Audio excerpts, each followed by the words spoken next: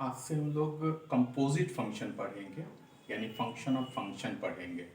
यानी कि दो तीन फंक्शन जब इन्वॉल्व रहता है तो कोई फंक्शन कैसे लिखाता है वही हम लोग पढ़ेंगे। तो स्टार्ट करते हैं। जैसे अगर एक फंक्शन है, मतलब एक सेट है ए बी, फिर एक सेट है सी, और एक फंक्शन जो है वो ए से बी की ओर जा रहा है, दूसरा फंक्शन जो है ना वो बी से सी की ओर जा रहा है। यानी एफ जा रहा है ए से बी की ओर और जी जा रहा है बी से सी की ओर। तो गॉफ जो होगा ना वो ए से सी की ओर जाएगा, ये डायरेक्ट फंक्शन हो गया। यानी कि अगर हम गॉफ ऑफ एक्स लिखेंगे तो जी के अंदर एफ एक्स लिखाएगा, ऑफ ऑफ एक्स लिखेंगे तो एफ के अंदर, अगर एफ ऑफ एफ एक्स लिखेंगे तो एफ के अंदर एफ एक्स लिखाएगा, गॉग ऑफ एक्स लिखेंगे तो जी के अंदर जी एक्स लिखाएगा। अगर जी एच और एफ एक्स लिखेंगे तो इसका मतलब जी के अंदर एच के अंदर एफ एक्स, इस तरह से फंक्शन है। ठीक है। और अगर हम लोग एफ ओ एच ओ जी एक्स लिखेंगे तो एफ के अंदर इस तरह से फंक्शंस लिखाएगा। ये लिखने का तरीका हो गया, नोट कर लो इसको। देखो, basic property of composite function. तो सबसे पहला याद रखना, fog of X, gof of X कोई जरूरी नहीं है, ठीक है, कि बराबर हो। In some cases they might be equal. कुछ केसेस में ऐसा हो सकता है कि इक्वल हो, लेकिन जनरली वो इक्वल नहीं होगा। एफ अगर है इस तरह से तो इसको ऐसे भी लिख सकते हैं, ठीक है। In the sense associative property इसमें होल्ड करेगा। जैसे ये है तो ये लिख सकते हैं। एफ ओ एफ इनवर्स अगर लिखेंगे या F inverse F of X लिखेंगे तो खाली एक्स आ जाएगा, यानी आइडेंटिटी फंक्शन आ जाएगा, वही फंक्शन वापस हो जाएगा। ये देखो फिर से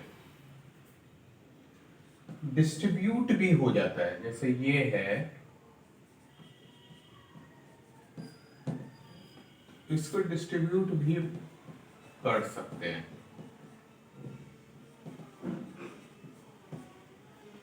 ठीक है। प्रॉपर्टी को हम लोग ऐसे डिस्ट्रीब्यूट भी कर सकते हैं। नोट कर लीजिए इसको।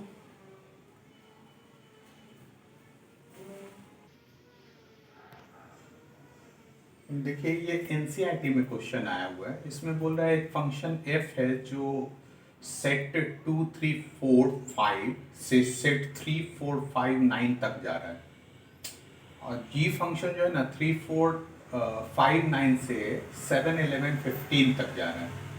और उसमें बोल रहा है F2 बराबर 3 है, F3 बराबर 4 है, F4 F5 बराबर 5 है, और G3 G4 बराबर 7 है, और G5 G9 बराबर 11 है। तो कॉफ क्या होगा, ठीक है।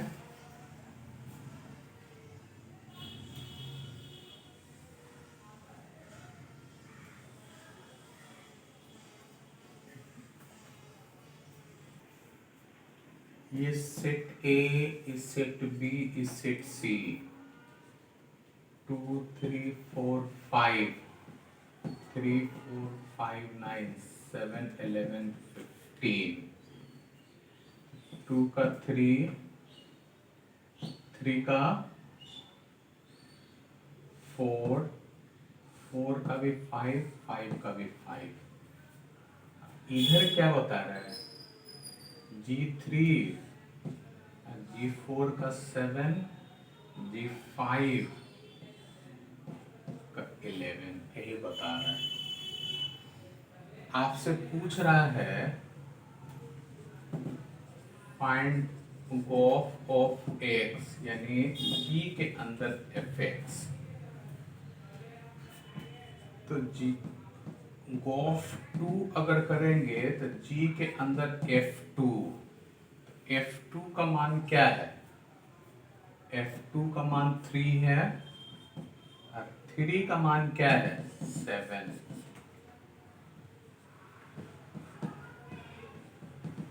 G के अंदर f3 का मान क्या है 4 और G4 का मान क्या होगा 7। ऑफ 4 f4 का मान क्या है 5 का मान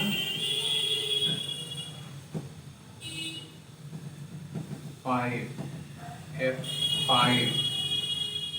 f5 का मान कितना 5 का मान 11।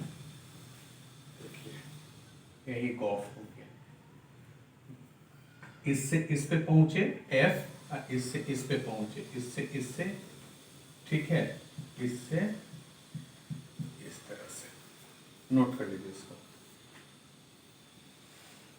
ये क्वेश्चन भी एनसीईआरटी में दिया हुआ है। बोल रहा है f जो है 134 से 125 तक जा रहा है G 125 से 13 तक जा रहा है। जहाँ f दिया हुआ 123541 और G दिया हुआ 132351। तो गॉफ निकालना है। यहाँ देखिए एक सेट 134 दूसरा सेट 125 तीसरा सेट 13 A B C ठीक है। तो इसमें क्वेश्चन में दिया हुआ 1 2 से रिलेट हो रहा है 1 2 3 5 से रिलेट हो रहा है 3 5 4 1 से रिलेट हो रहा है ठीक है 1 3 से रिलेट हो रहा है 2 3 से रिलेट हो रहा है और 5 1 से रिलेट हो रहा है ठीक है। ये है F ये है G। आपको टू फाइंड गॉफ है। यहाँ तो साफ सब चीज पता चल ही रहा है। गॉफ इसी से लेकर के चलेंगे ना 1 फॉग रहता तो उल्टा गॉफ G के अंदर F1 कितना है जी F1 देखिए 1 रिलेट हो रहा है 2 से किससे 2 से और 2 किससे रिलेट हो रहा है 3 से। गॉफ 3 F3 F है F3 किससे 5 अब 5 किससे रिलेट हो रहा है 1 से। गॉफ 4 F4 किससे 1 किससे 3। नोट कर लीजिए यहाँ साफ दिख रहा है यहाँ से यहाँ फाइनल रिजल्ट 1 का 3 हो गया। देखो ये 3 का 1 हो गया 4 का 3 हो गया। आसान तो है।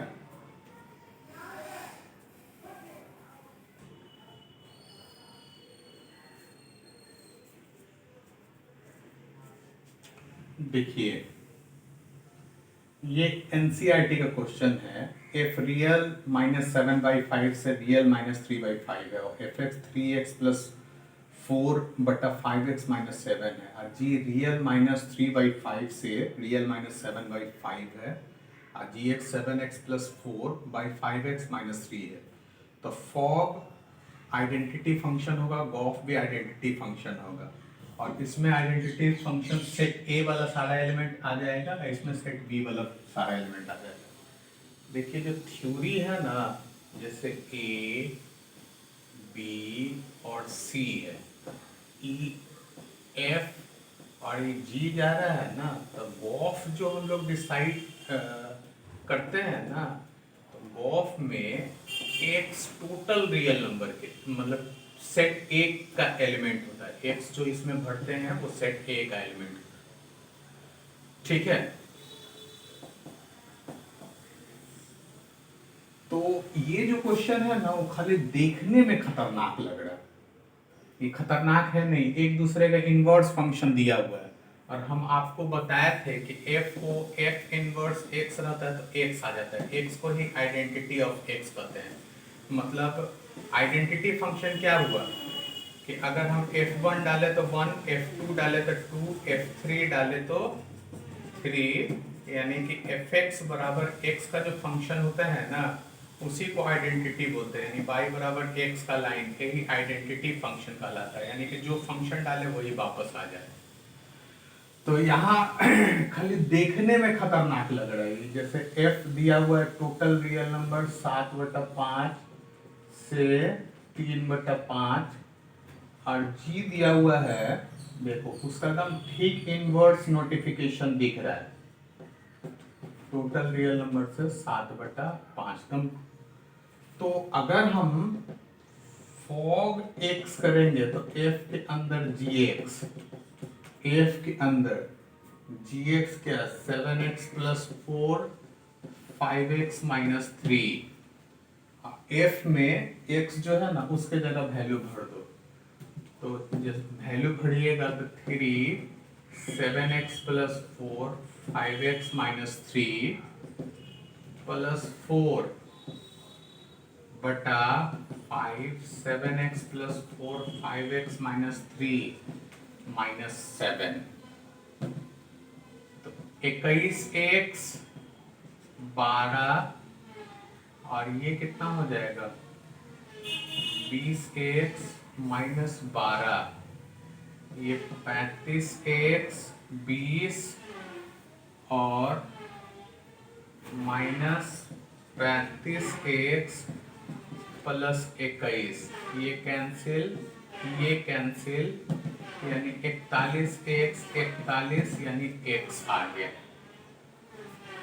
एफ ओ जी एक्स बराबर x, इसी को आइडेंटिटी ऑफ बी मतलब बी सेट का जो सेट बी होगा ना उसी का आएगा। जैसे सेट ए है, सेट बी है, सेट सी है, तो इधर से अगर हम लोग लेकर के चलेंगे एफ जी, तो फॉग, ये तो फॉग हो गया। अगर हमको गॉफ लेकर के जाना होता ना तो ठीक इसके उल्टा जाते, तो ये सेट कंसीडर होता है, इसलिए बी हम लोग कंसीडर किए हैं। अब देखिए गॉफ ऑफ एक्स, जी के अंदर एफ एक्स, एफ एक्स का क्या मान है देखिए तो 3x+4 5x-7 और इधर कितना हो जाएगा 7 3x+4 5x-7 +4 3x+4 5x-7 -3 21x 28 20x -28 15x 20 -15x और ये कितना हो जाएगा 21।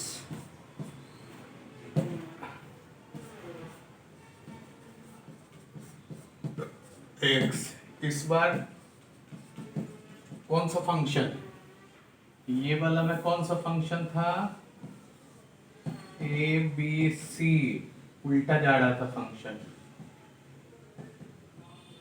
जी पहले एफ बाद में, और ये सीधा जा रहा था function A B C, F पहले जी बाद में, एक्स आया है, एक्स को देखो तो ये आइडेंटिटी ऑफ एक्स लिख सकते हैं। इतना आसान तो है, खाली आपको देखने में ये डरावना लग रहा है। ये तो डायरेक्ट वैल्यू भरे और डायरेक्ट आंसर आ गया, डायरेक्ट उसमें फंक्शन पे वैल्यू भरे डायरेक्ट आंसर आ गया। एक्स हमको लाना था, फॉग ऑफ एक्स के लिए एक्स लाना था, एक्स आ गया।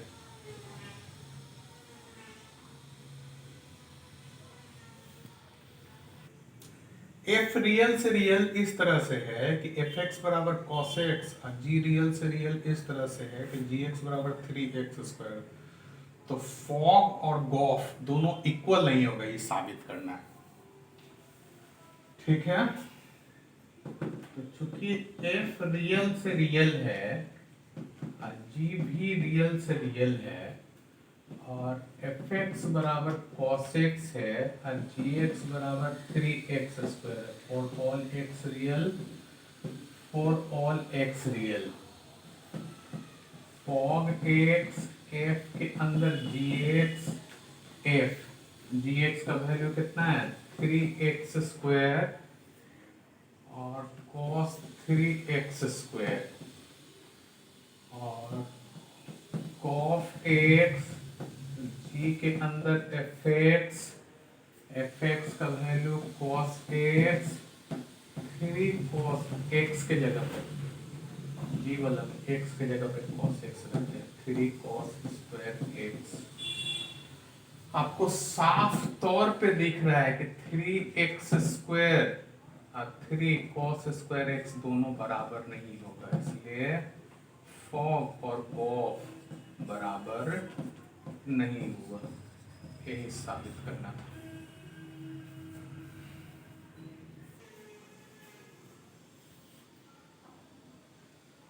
देखो एकदम आसान है, रियल से रियल है, रियल से रियल है, एफ एक्स बराबर 3x-2 है, जी एक्स बराबर x²।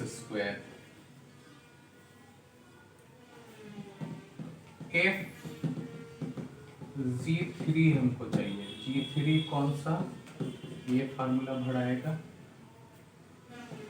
एफ 3 का स्क्वायर यानी 9, उसके बाद कौन सा फार्मूला बनाएगा, ये 3 9 -2 27 -2 25 आंसर।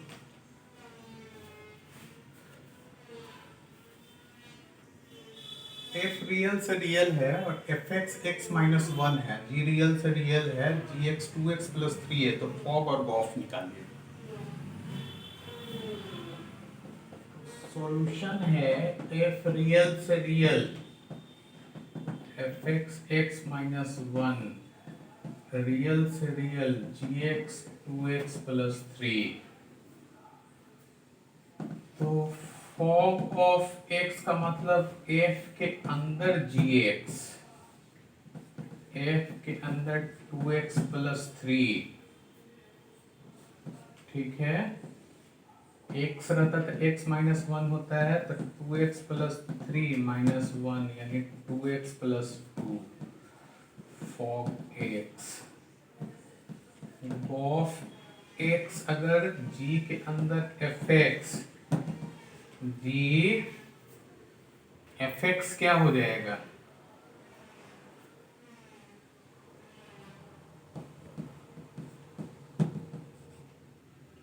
ठीक है, 2x-1+3, 2x-2+3, 2x+1, from 1 and 2, fog of x is not equal to graph of x, fog is not equal to graph।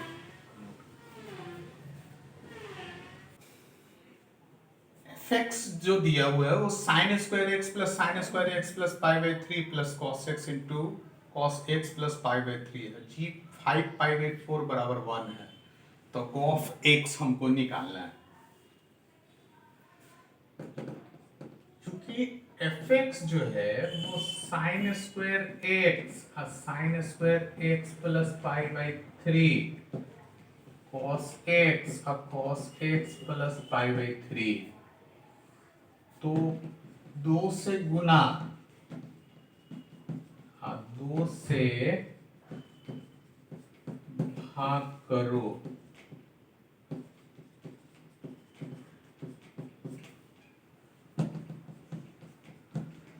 cos 2x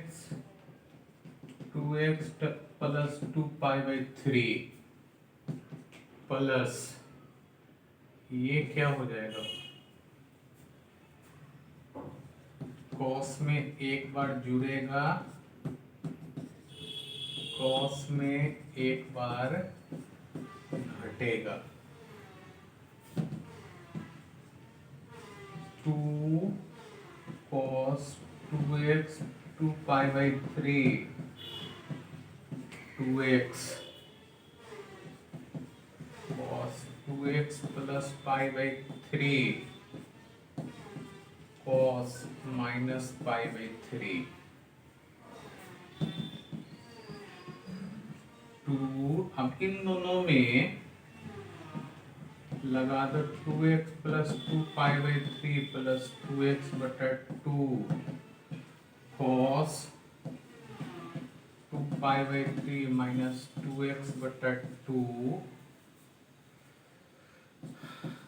cos 2x plus pi by 3, cos में तो minus का असर ही नहीं पड़ता,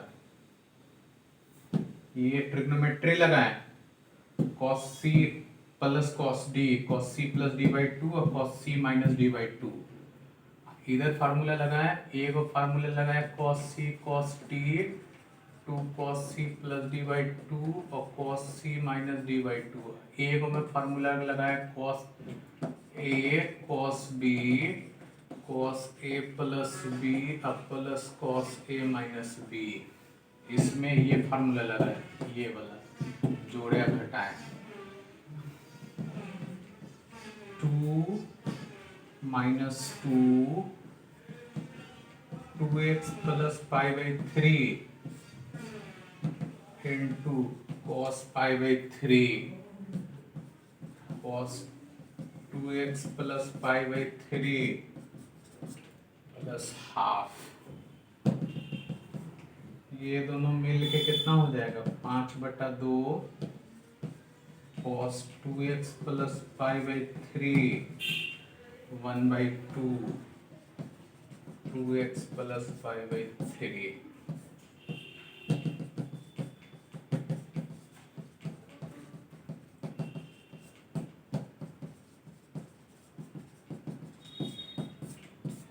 cancel 5 बटा 4, ये fx of ax g के अंदर fx का मान 5 बटा 4 और g 5 बटा 4 का मान कितना है वहाँ, देखिए तो ये क्वेश्चन था कहाँ, इतने दूर तक तो क्वेश्चन था गॉफ का, उसके पहले ट्रिग्नोमेट्री था, और ये क्वेश्चन आईआईटी में आया हुआ है।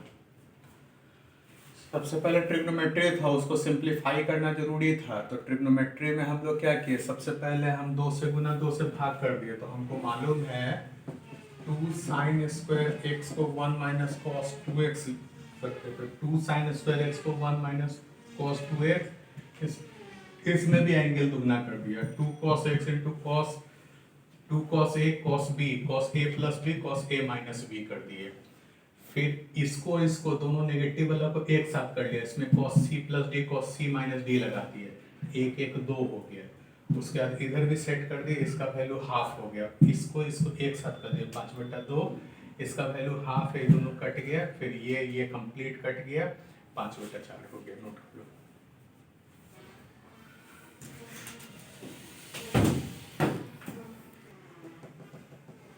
ये भी क्वेश्चन आया कि इसका एफ एक्स बराबर साइन स्क्वायर एक्स है, sine square x plus pi by 3 है, plus cos x into cos x plus pi by 3 है। जी एक्स बराबर 2x है जब x 0 से 1 के बीच में है, और x प्लस 3/4 है जब x 1 से 2 के बीच में है। तो चूंकि एफ एक्स बराबर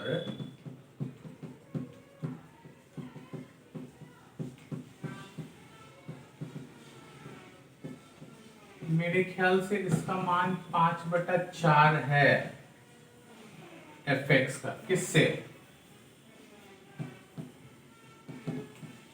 प्रीवियस क्वेश्चन से। देखो सेम ही डेटा दिया हुआ था, पिछला वाला 5/4 आया था। जी के अंदर एफ एक्स अगर करेंगे तो जी के अंदर 5/4, 5/4 एक से ज्यादा है। एक से ज्यादा किस में जाएगा? 5/4 एक से ज्यादा ये नियम जाएगा, यानी कि x के जगह 5/4, 3/4, 8/4, 2 आंसर। ये नियम जाएगा क्योंकि gx का ये भी नियम है, ये भी नियम है, ये नियम जाएगा। तो x के जगह 5/4 है तो ये x के जगह 5/4 बढ़ा जाएगा। इतना आसान सवाल है, लेकिन ये कब? इसका मान आपको ट्रिग्नोमेट्री से निकालना पड़ेगा, जैसा कि पिछला क्वेश्चन में हम लोग निकाले थे। नोट कर लीजिए। एफ एक्स बराबर 1 प्लस एक्स स्क्वायर है, जी एक्स सच दैट एफ के अंदर जी एक्स बराबर 1 plus x square minus 2x cube plus x का पावर 4। ठीक है, हमको जी एक्स निकालना है। तो हम देख रहे हैं चूंकि एफ एक्स बराबर 1 प्लस एक्स स्क्वायर है, तो एफ के अंदर अगर हम जी एक्स रखेंगे तो जी एक्स का स्क्वायर, फिर से एफ के अंदर जी एक्स बराबर दिया हुआ है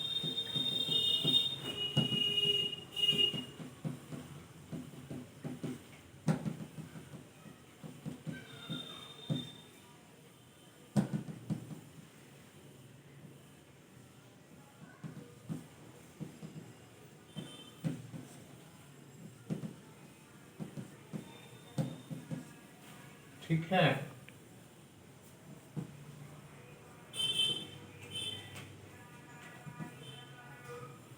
फ्रॉम 1 एंड 2 ये f के अंदर gx, देखो x के जगह gx वैल्यू भरे, ये आया, ये दिया हुआ था जिससे हम निकाले।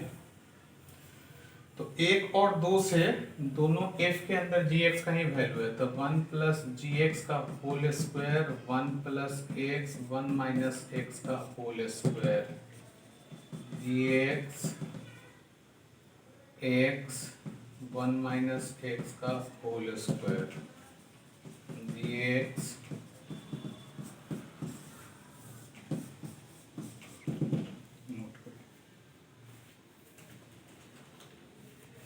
एफ ए से बी 1 1 मैपिंग है, एफ बी से सी भी 1 1 मैपिंग है। तो गॉस जो होगा ना ए से सी होगा वो भी 1 1 होगा, ये साबित करना है।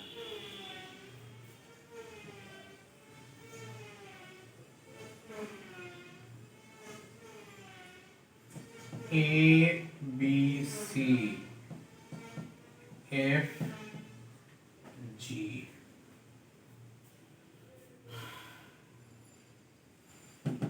चूंकि एफ ए से B is 1 1 mapping,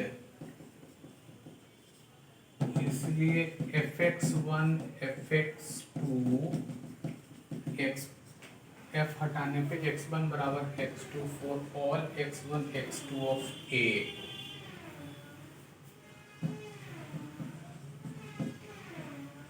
is also 1 1 mapping. इसका मतलब gx1 gx2 implies x1 बराबर x2 for x1 x2 of b। Now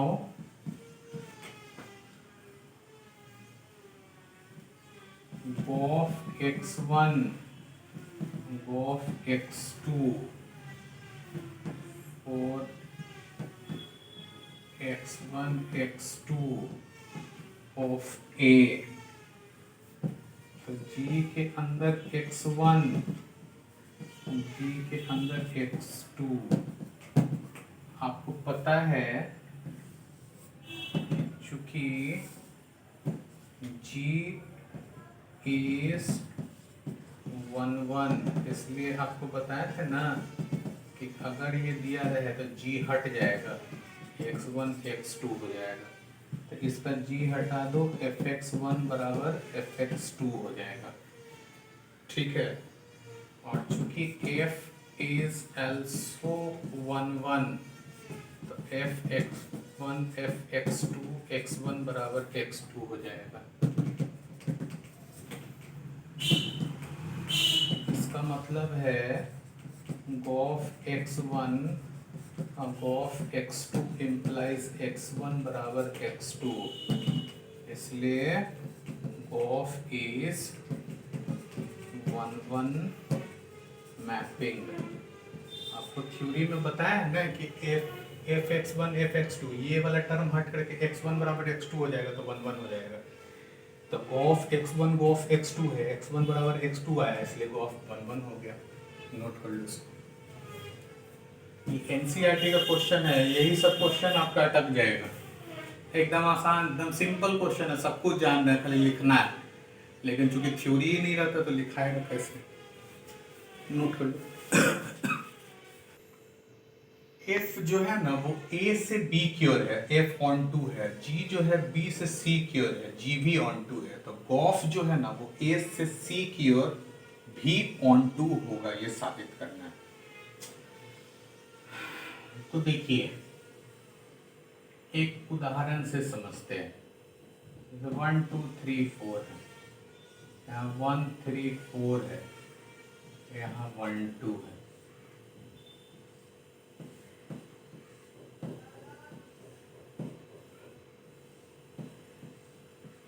ऐसा है। एक उदाहरण लेके तो चलते हैं,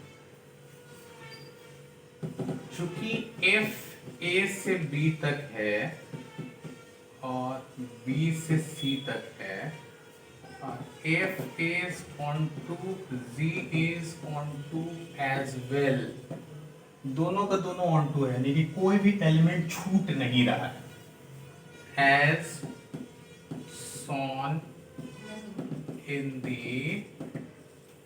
डायग्राम, जो कि डायग्राम में शो कर रहा है। तो इसमें भी अगर आप देखेंगे तो एक में एलिमेंट छूट कहाँ रहा है, तो ऑन टू तो है ही, लेकिन इसी को लिखना है आपको, यानी कि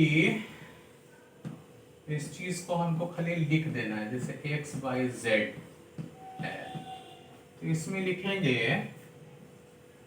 each element y of set B corresponds to elements of set A as f A से B is on to आपको बताया था कि कोई भी एलिमेंट छूटना नहीं चाहिए, तो इसका सीधा सा मतलब है कि B का कोई भी एलिमेंट बाई A के एलिमेंट के साथ जुड़ा हुआ होगा, ठीक है, क्योंकि एक भी एलिमेंट, यानी कि no element of set B is left out of consideration in F A से B, यानी कि कोई भी F का मतलब A से B की ओर B का ऐसा कोई भी एलिमेंट नहीं होना चाहिए जो छूट जाए इसमें। अगेन each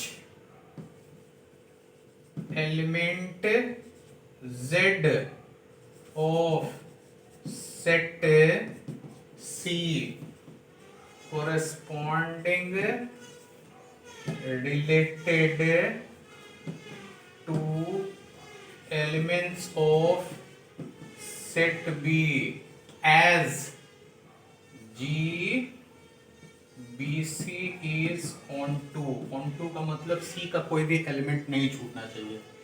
इसका मतलब no element of set C is left out of consideration. Hence, each element of C is related to elements of set A. ठीक है, इसका सीधा सा मतलब है कि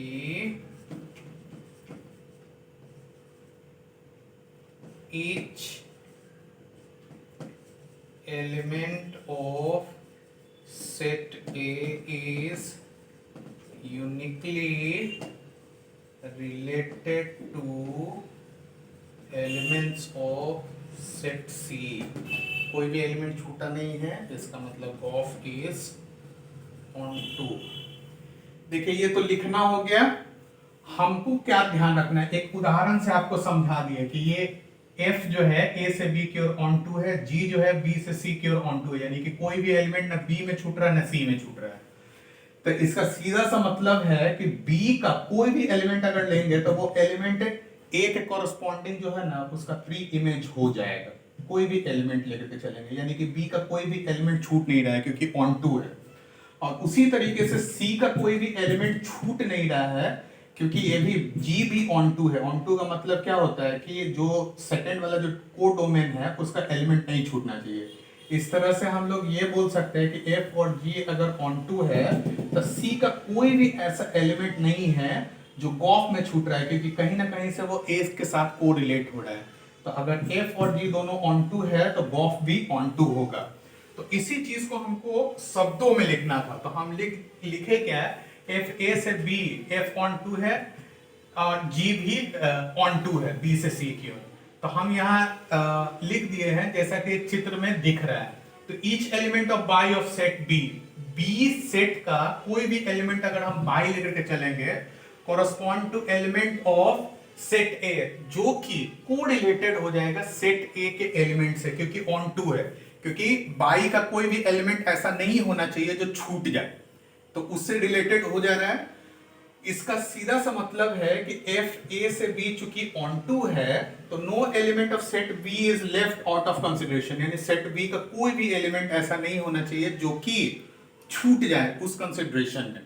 ठीक है, F A से B के कंसिडरेशन में। उसी तरीके से each element Z of set C का कोई भी एलिमेंट अगर लेकर के चल रहे हैं, कोई भी एलिमेंट देखिए कोई छूटा है, ठीक है, वो सब कॉरस्पॉन्डिंग रिलेटेड हो जाएगा सेट B के एलिमेंट से, यानी कि B से C चूंकि ऑन टू है तो no element of set C जो है वो कंसिडरेशन से छूटेगा। Hence each element of set C is related to element of set A।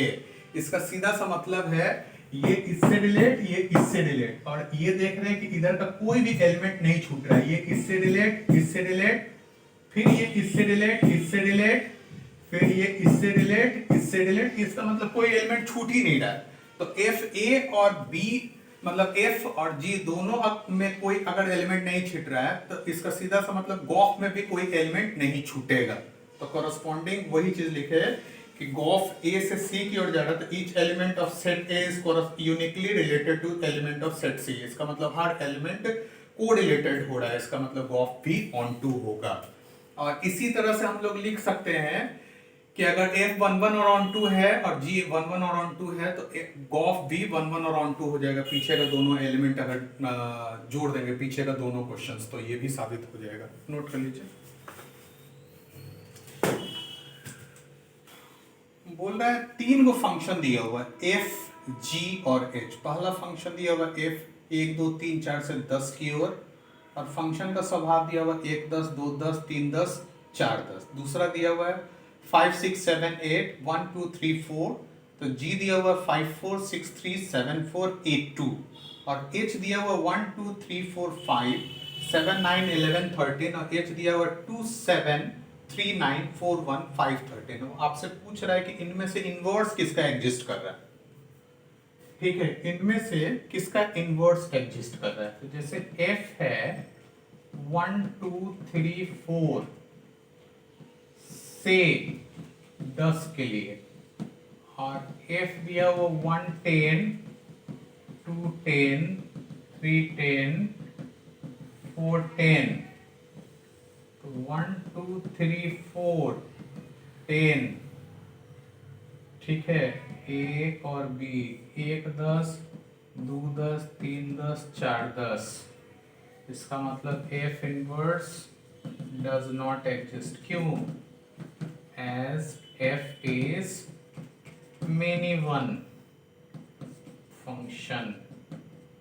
दूसरा है 5 6 7 8 1 2 3 4 तो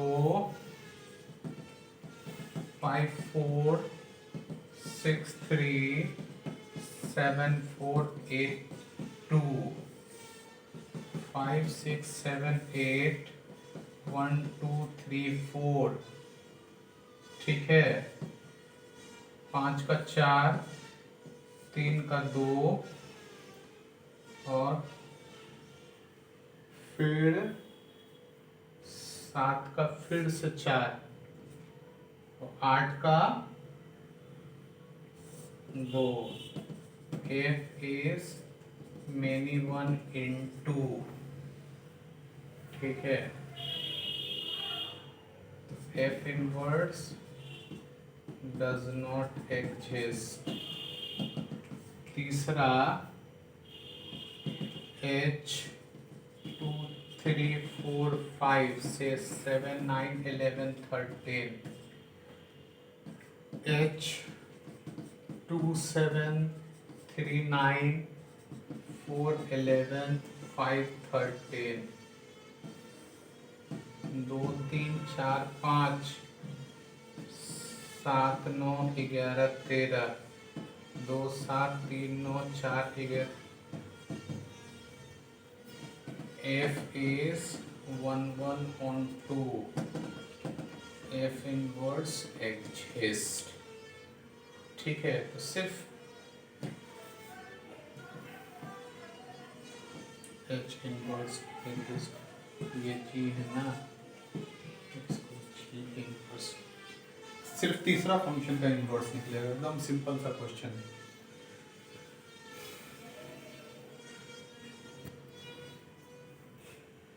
जैसे दिया हुआ है F A से B की ओर सच दैट F 1325374 अब Fx बराबर AX प्लस B तो A और B का मान क्या होगा ये आपको पता करना है। तो इस क्वेश्चन के अनुसार A यानी कि A दिया हुआ 1 2 3 4 B दिया हुआ था 3 4 7 9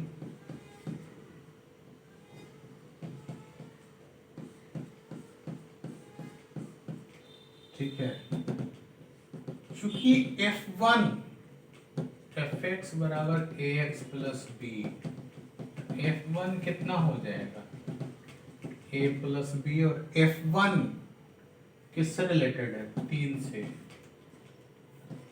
F2